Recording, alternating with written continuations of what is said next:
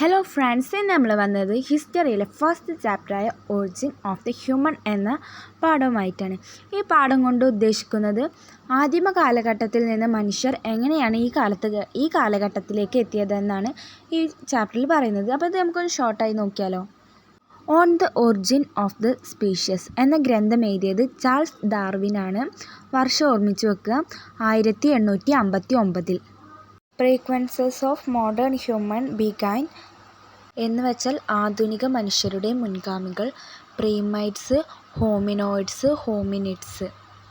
ഇതിൽ പ്രിമൈറ്റ് എന്ന് പറഞ്ഞാൽ സസ്തനികളാണ്, അഥവാ സബ് ഗ്രൂപ്പ് ഓഫ് മാമൽസ് ആണ്. ദേ ഇൻക്ലൂഡ് മങ്കീസ്, അവർ മങ്കികളിൽ ഉൾപ്പെടുന്നവരാണ്. ദേ ഹാവ് ബോഡി ഹെയർ, അവർക്ക് ബോഡിയിൽ ഹെയർസ് ഉണ്ടാവും. ലോങ് പീരീഡ് ഫോളോയിങ് ബർത്ത്, അവർക്ക് ഒരു കുഞ്ഞ് ജനിക്കാൻ അത്യാവശ്യം സമയമെടുക്കും. പിന്നെ ഇവർക്ക് മാമൽസിൻ്റെ അതേ ഗ്ലാൻഡ് തന്നെയാണ് ഉണ്ടായിരുന്നത്. ഡിഫറെൻറ്റ് ടൈപ്പ് ഓഫ് ടീത്ത് ആയിരുന്നു, പലതരത്തിലുള്ള പല്ലുകളുണ്ടായിരുന്നു. Maintains a constant body temperature, അവർക്ക് ബോഡി ടെമ്പറേച്ചർ കോൺസ്റ്റൻറ്റ് ചെയ്യാൻ പറ്റിയിരുന്നു. ഈ പോയിൻറ്റ്സൊക്കെ എല്ലാവരും നോട്ടിൽ എഴുതിയിരിക്കണം. ഇതിനി വേണമെന്നുണ്ടെങ്കിൽ ഞാൻ PDF ആയിട്ട് അടിയിൽ ഡിസ്ക്രിപ്ഷൻ ബോക്സിൽ കൊടുക്കാം. ഇനി നമുക്ക് അടുത്ത് പഠിക്കാൻ പോകുന്നത് ഹോമിനോയിഡ്സിനെ കുറിച്ചിട്ടാണ്. Sub group of primates. They have a no tail, അവർക്ക് വാലുണ്ടായിരുന്നില്ല. ലാർജ് ബോഡി ആയിരുന്നു. സ്മാൾ ബ്രെയിനാണ്. 4 കാലിലായിരുന്നു അവർ നടന്നിരുന്നത്. നോ അപ്രൈറ്റ് പോസ്റ്റർ, അവർക്ക് നിവർന്ന് നടക്കാനുള്ള ശേഷി ഉണ്ടായിരുന്നില്ല. No specialisation of hands,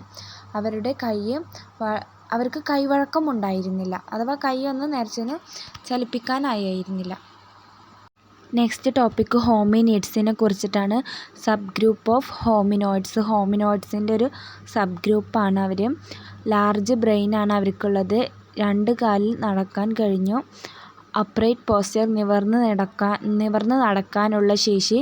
specialisation of hand, അവർക്ക് കൈവഴക്കം വന്നു. ഹോമിനിഡ്സും ഹോമിനോയിഡും തമ്മിൽ മാറരുത്. ഇനി നെക്സ്റ്റ് പഠിക്കാൻ പോകുന്ന ടോപ്പിക് എന്ന് പറഞ്ഞാൽ ഹെസ്ട്രലോപിത്തേക്കസ് and homo.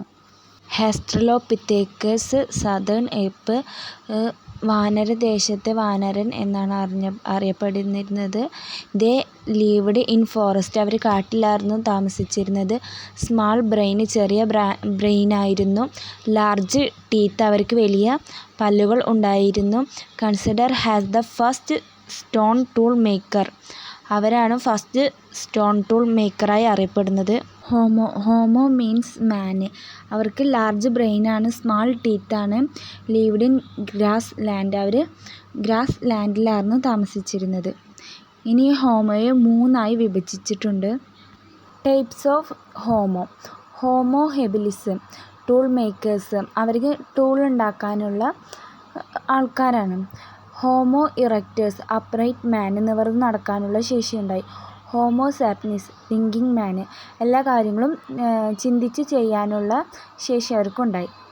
Modern human begin എന്ന ടോപ്പിക്കാണ് അടുത്ത് പഠിക്കാനുള്ളത്. അതിന് കാരണമായത് 2 തിയറീസാണ്. Regional continuity model, multi regional origin. Modern humans originated in different part of വേൾഡിൻ്റെ പല ഭാഗത്തു നിന്നാണ് ആൾക്കാർ വന്നത്. The fossils of modern human are founded in different region, പല റീജിയനിൽ നിന്നാണ് ഫോസിൽസ് കണ്ടെത്തിയിട്ടുള്ളത്. റീപ്ലേസ്മെൻറ്റ് മോഡൽ എന്ന് പറഞ്ഞ മോഡൽ സിംഗിൾ റീജിയണൽ ഓർഗനാണ്. Modern human originated in a single region Africa. Similarity is due to the origin from a single region, ഒരു ഭാഗത്തു നിന്നുള്ള ആൾക്കാരെ കണ്ടിട്ടുള്ളൂ. ഏർലി ഹ്യൂമൻസിന് ഫുഡ് കിട്ടിയിരുന്നത് ഗാദറിങ്, ഹണ്ടിങ്, ഫിഷിങ് എക്സെട്ര. ഇതൊക്കെ നമുക്ക് ചെറിയ ക്ലാസ്സിൽ തന്നെ പഠിച്ചിട്ടുള്ളതാണ്. നമുക്ക് ഈ പാഠത്തിൽ പഠിക്കാനുള്ള കുറച്ച് ഗുഹകളുടെ പേരും അത് എവിടെയെന്നും കൊടുത്തിട്ടുണ്ട്, നോക്കുക. ഫോർ യൂസ് ഓഫ് ഫയർ എന്ന് വെച്ചാൽ അവർ എന്തിനൊക്കെയാണ് തീ ഉപയോഗിച്ചിരുന്നത്. അവർ ഹണ്ടിങ്ങിനായിട്ട് ഉപയോഗിച്ചിട്ടുണ്ട്. അതുപോലെ അവർക്ക് ഗുഹയിൽ വെളിച്ചം കിട്ടാൻ. യൂസ് ഫോർ കുക്കിംഗ്, അവർ കുക്കിങ്ങിന് ഉപയോഗിച്ചിട്ടുണ്ട്. ടൂൾസ് മേക്കിങ്, അങ്ങനെ ഒരുപാട് കാര്യങ്ങൾക്ക് അവർ തീ ഉപയോഗിച്ചിട്ടുണ്ട്. അതൊക്കെ നമുക്ക് സ്വന്തമായി ഉണ്ടാക്കി എഴുതാൻ പറ്റാവുന്നുള്ളൂ. അപ്പോൾ ഇങ്ങനെ കുറച്ച് കാര്യങ്ങളാണ് ഈ ചാപ്റ്ററിൽ പഠിക്കാനുള്ളത്. ഇതിനേക്കാളും കുറച്ചും കൂടി ഉണ്ട്, നമുക്ക് അടുത്ത വീഡിയോയിൽ പറയാം.